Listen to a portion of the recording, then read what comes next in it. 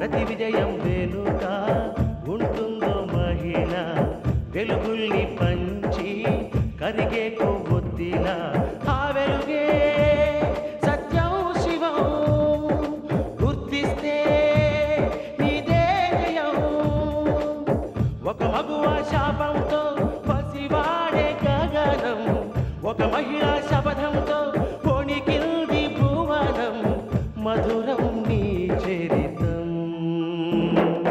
ఓ మగువా జయీ భవ ఓ మహిళా విజయీ భవ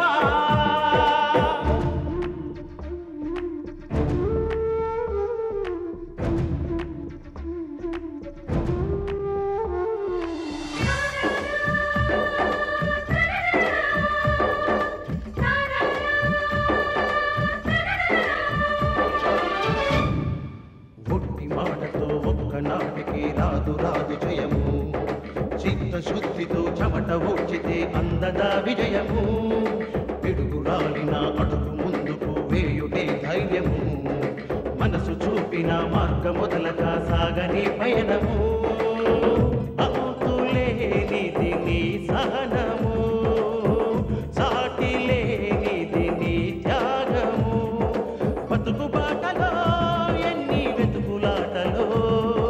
మలుపు మలుపున ఎన్ని ఆటుపోటులో గెలుపే నీ ధ్యేయం సాహసమే నీ ఆయుధం సాధించే నీ ఆశయం సాహసమే నీ ఆయుధం సాధించే నీ ఆశయం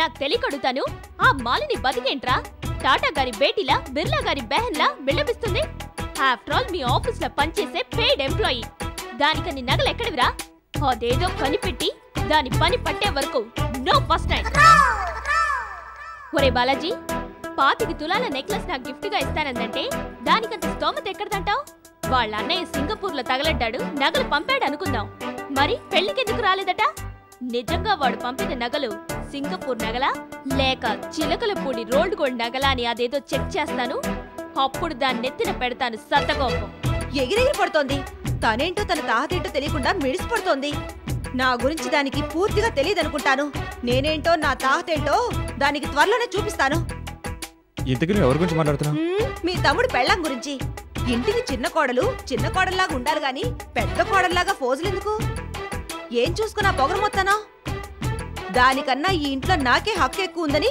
నిరూపిస్తాను ఇది హక్కుల గురించి చెక్కుల గురించి మాట్లాడుకునే టైమా ఈ రోజు మన శోభనం గుర్తుందా ఆ శోభనం ఇవాళ కాకపోతే రేపు జరుగుతుంది వెంటనే దాని విషయం తేల్చకపోతే ఆ కోతి రేపు మన తల మీదకి ఎక్కుతుంది అయితే ఓ పని చెయ్యి నువ్వు వెళ్ళి ఆ కోతి సంగతి చూడు నువ్వు వచ్చేదాకా కొండ ముచ్చులో కూర్చుంటాను ఇదిగో నేను నా గురించి చెప్పడం లేదు నీ మర్యాద కాపాడడం కోసం పోరాడుతున్నాను ఏం పోరాటం ఏమిటో ఇక్కడ నాకు అంతకంతకో ఆరాటం ఎక్కువైపోతోంది పోనీలే పాపం అని నగలిచ్చిన నాకే గౌరవం ఇవ్వలేదు రేపు మిమ్మల్ని గౌరవిస్తుందా అవును మాలిని నాకు నగలంటే గుర్తుకొచ్చింది మీ అన్నయ్య నగలు డబ్బు పంపిస్తాడని చెప్పావు నగలు రాలేదు మనిషి రాలేదు ఎందుకు రాలేదంటావు అది అబ్బా ఈ శోభన సమయంలో మా అన్నయ్య గురించి దేనికండి మాట్లాడ్డావు ఇలా మాట్లాడుతూ కూర్చుంటే తెల్లారిపోతుంది ఇదిగోండి ఈ పాలు తాగండి పాలు చల్లారిపోతాయి ఏ అనిత త్వరలో నీ అంతు చూస్తానే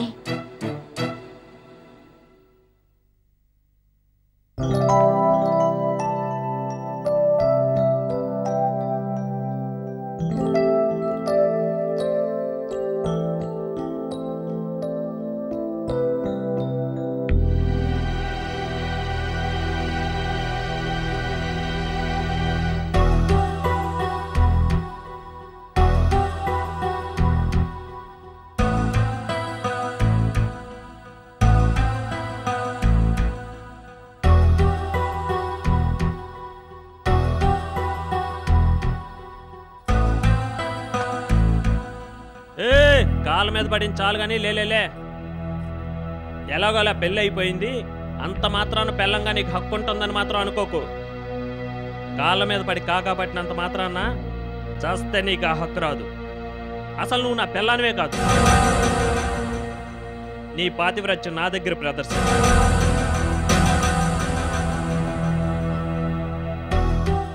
నీలాంటి అప్పలమ్మలు నా దగ్గరికి రావడానికి వీల్లేదు. అల్ట్రా మోడర్న్గా ఉండేవాళ్ళే నాకు కావాలి. సో నిన్ను నేను టచ్ చేసే ప్రసక్తే లేదు. నువ్వు ప్రాధేయపడినా లాభం లేదు. బయట ప్రపంచానికి మనం భార్యాభర్తలు. మన ఇద్దరికి సంబంధించినంత వరకు నువ్వెవరో నేనెవరో కేవలం మా వాళ్ళ ఆనందం కోసం భార్యాభర్తలుగా నటిద్దాం. నీకు ఇష్టం ఉన్నా లేకపోయినా అలా నటించాలి. లేదంటే నీకే నష్టం.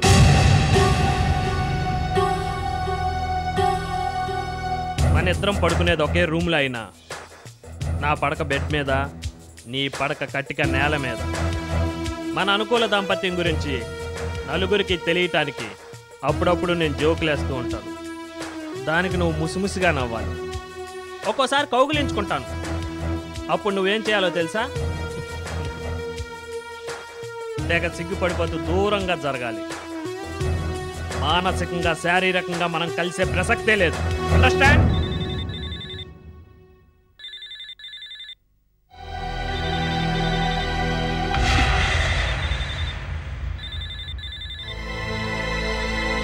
హలో జానకి, ఏంటి ఇప్పుడు ఫోన్ చేశా? వాట్? నేను రావాలా ఇప్పుడా? ఏంటమ్మా నువ్వు మాట్లాడేది? ఈరోజు నా ఫస్ట్ నైట్ అమ్మా. రేపు తప్పకుండా వస్తాండి. ఏంటి నిద్ర పట్టడం లేదా? సరే ఓ పని చెయ్యి, నా ఫోటో నీ గుండెల మీద పెట్టుకుని కళ్ళు మూసుకో. అప్పుడు హాయిగా నిద్ర పడుతుంది. రేపు డాల్ఫిన్ క్లబ్కి వస్తాండి యార్. ఓకే? ఏంటి ఫోన్ పెట్టొద్దంటావా? సరే సరే చెప్పు. చెప్పు. తర్వాత ఏం జరిగింది? అలాగా, నువ్వు ఎప్పుడే ఇంతే. చెప్పు. ఆ తర్వాత ఏం జరిగింది? అబ్బో చాలా పెద్దగా జరిగింది. అప్పుడు సరే అవును సినిమాగా చేయొచ్చు. సరే దాని గురించి వదిలే. ఒక్క నిమిషం.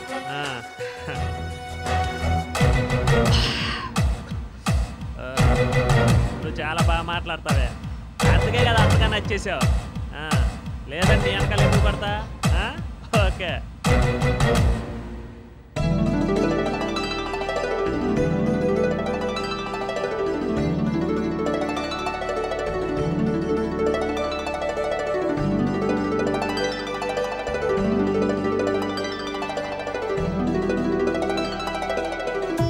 ఈరోజు నాకు చాలా ఆనందంగా ఉందమ్మా. మీకు ముఖ్య విషయం చెప్పాలి. ఇంటికి దీపం ఇల్లాలే అంటారు. అది అందరికీ తెలిసిన సామెతే. ఇంటిని ఇల్లుగా కాకుండా దేవాలయంలా చూసుకోవడం ఒక్క ఆడవాళ్ళ వల్లే అవుతుంది. ఇంతవరకు నా కుటుంబం ఉమ్మడి కుటుంబంగా సుఖ సంతోషాలతో 10 మంది మెచ్చుకునేలా ఉండటానికి కారకులు ఇద్దరు. ఆ ఇద్దరు ఆడవాళ్ళే. మన కంటికి కనపడకుండా మట్టిలో దాగి చెట్టుకు ఆధారమైన తల్లివేరులా ఈ ఇంటికి పునాది రాయి నా చెల్లి లక్ష్మి ఒకరు. అందరికీ అందుబాటులో ఉంటూ తలలో నాలుగులా ఉండే నా భార్య శాంతి మరొకరు. ఈ ఇద్దరి మీదే ఇల్లు ఆధారపడి ఉంది. ఈ ఇద్దరిని ఆదర్శంగా భావించి మీరంతా నడుచుకోవాలి. ఈ క్షణం నుంచి ఇంటి పెత్తనం నా చెల్లి లక్ష్మికే అప్పగిస్తున్నాను. తీసుకోమ్మా.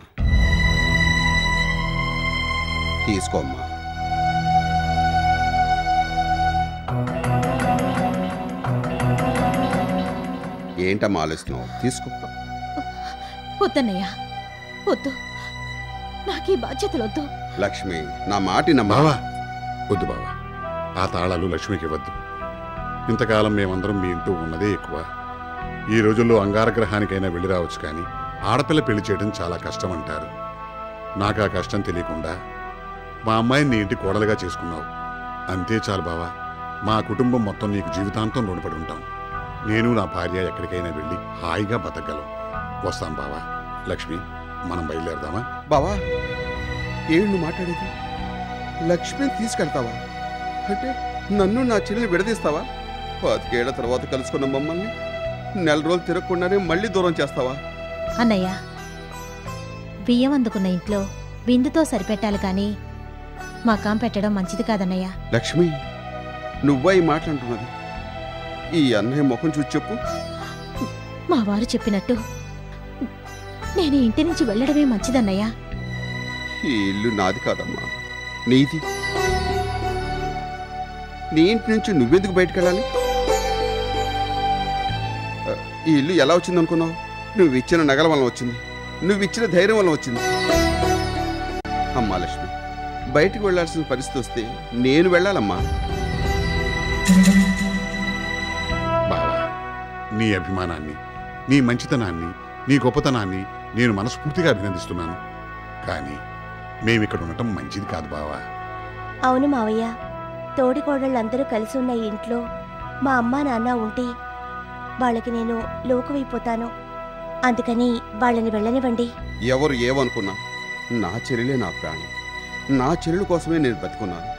నా లక్ష్మి లేకపోతే నేను లేను.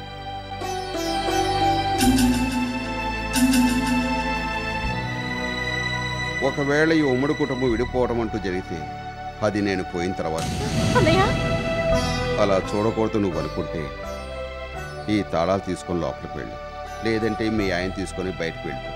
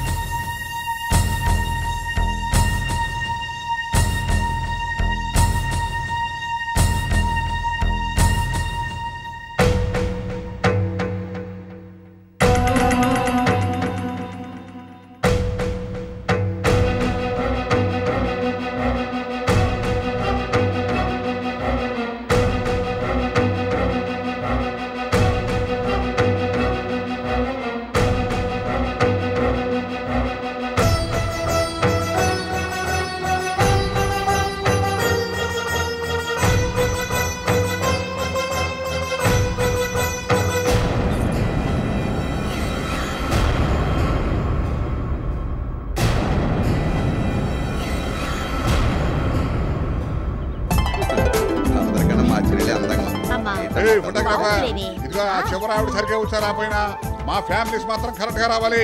అబ్బో, ఇదిగో ఈ లక్ష్మి లేకపోతే నీ పొజిషన్ అక్కడ కాదు, కింద. అబ్బాయి, ఆ మొహం వచ్చినా రాకపోయినా మమ్మల్ని బ్రహ్మాండంగా తీయాలి, లేకపోతే నీ మొహం పగిలిపోద్ది. అందరూ వచ్చేసారండి, ఇంకెవరన్నా ఉన్నారా? జయకృష్ణ సీత ఎక్కడా? అవును, వాళ్ళిద్దరు ఏరి.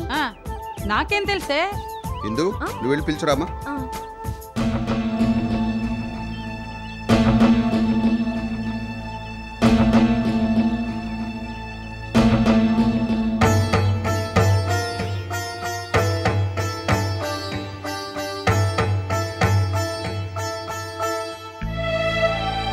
సీత, ఏమిటమ్మా ఇది? నేను ఇంటి కోడలుగా వస్తే మీకు గండవని నా జాతకంలో ఉందటగా. దానికి పరిహారం గురించి ఒక జ్యోతిష్కుడిని అడిగాను. ప్రతిరోజు తెల్లారకుండా తలార స్నానం చేసి ఇదిగో ఈ పసుపు చీర పసుపు జాకెట్ కట్టుకుని పరగడుపున గుడి చుట్టూ 3 మారు ప్రదక్షిణం చేస్తే దోషం పోతుందని చెప్పారు. ఇలా ఎంతకాలం చేయాలంట? 1 మండలం పాటు, అంటే 41 రోజులు చేయాలట. మావయ్య శ్రేయస్సు దృష్టిలో పెట్టుకుని నేను ఈ దీక్ష పూనాను. ఎందుకమ్మా ఇదంతా? మేమంతా బాగుండాలని మనసులో అనుకుంటే చాలు. దానికి మించిన దీక్ష ఏం లేదమ్మా. ఈ వ్రతాలు, దీక్షలు, పరగడుపున గురు ప్రదర్శనాలు అనవసరం. అన్నయ్య, వద్దనుకో.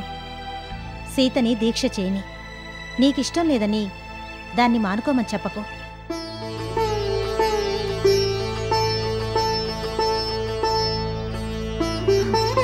సీత, నువ్వు చాలా మంచి పని చేస్తున్నావమ్మా. ఇప్పుడే నువ్వు నా కూతురు అనిపించుకున్నావు. అమ్మా, నా మనశాంతి కోసం, ఈ ఇంటి సుఖ సంతోషాల కోసం, మావయ్య శ్రేయస్సు కోసం ఈ దీక్ష పూనాను. నేను వెళ్ళొస్తాను మావయ్య. అలాగేనమ్మా.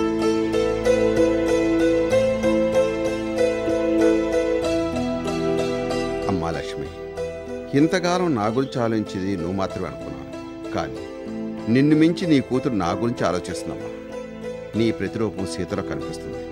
ఇంతకన్నా నాకు ఇంకేం కావాలమ్మా?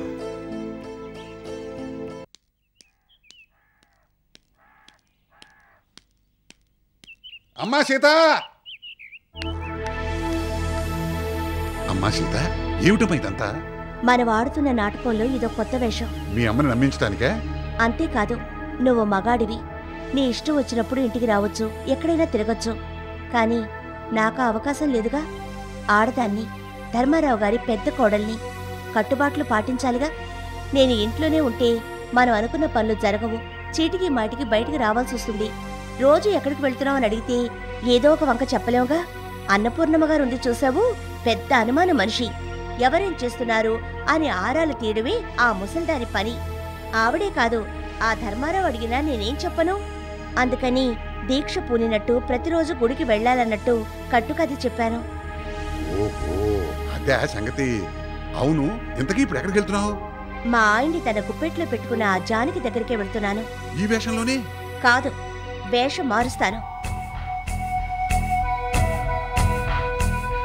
ఓహో, బహుపాత్రాభినయం అన్నమాట. నక్క చిత్తుల్లో నన్నే మించిపోయావే. క్షేమంగా వెళ్ళి లాభంగా రామ్మా.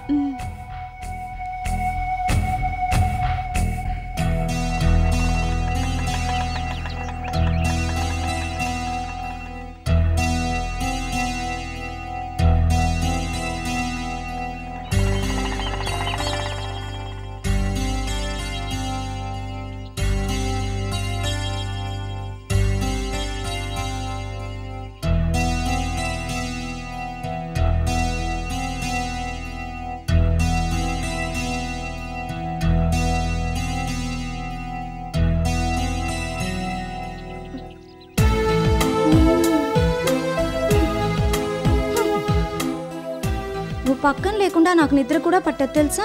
అందుకే రాత్రి ఫోన్ చేశాను. కానీ నువ్వేమో ఫస్ట్ నైట్ అంటూ ఎస్కేప్ అయ్యావు. అయినా సరే ఏదో టైంకి నువ్వు వస్తావు కదా అని ఎదురు చూస్తూ కూర్చున్నాను. అన్ని రకాలుగా రాత్రి పస్తే. అవునులే, పుస్తల తడితో పెళ్ళాం వచ్చిందిగా. కొత్త పెళ్ళంతో రాత్రంతా జాగారం చేసావనుకుంటాను. జానకి జానకి అంటూ నన్ను ఉబ్బేస్తుంటావు. నేను కావాలనుకున్నప్పుడు మాత్రం చక్కగా జారుకుంటావు. అయినా ఇప్పుడు ఎందుకు వచ్చినట్టు?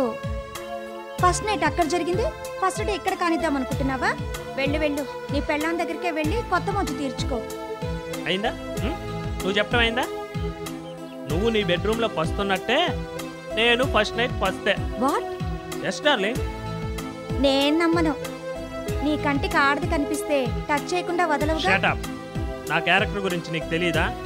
నేను నీలాంటి వాళ్ళని తప్ప వేరే వాళ్ళ వంక కన్నెత్తు కూడా చూడను కదా. అయినా మోడ్రన్ మోనాలిస్ లాగా నువ్వు ఉండగా ఆ పల్లెటూరు బాయ్తో ఫస్ట్ నైట్ ఎలా చేసుకుంటాను అనుకున్నావు? నీ ఫోన్ కాల్ పుణ్యమా అంటూ హాఫ్ బాటిల్ లాగించి ఆదమర్చి నిద్రపోయాను.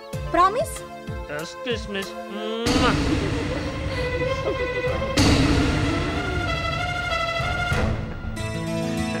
జయా, అసలు నీకు పెళ్ళెందుకు? చేసుకోకుండా ఉండాల్సింది. పెళ్ళయ్యాక నువ్వు నన్ను ఎక్కడ కట్ చేస్తావునని చాలా భయపడ్డాను తెలుసా. పెళ్ళి పెద్దవాళ్ళ కోసం, నువ్వు నా కోసం. కమాన్ కమాన్ డార్లింగ్. నేను నిన్న చెప్పింది గుర్తుందిగా. తర్వాత ఆ తర్వాత తర్వాతే. దుకే సర్రా. మీ ఆవిడ చూస్తే గొడవ అవుతుందేమో. అబ్బే, అలాంటివి ఏం పట్టించుకోకు. నేనున్నాను కదా, అంతా నేను చూసుకుంటాను. సరేనా?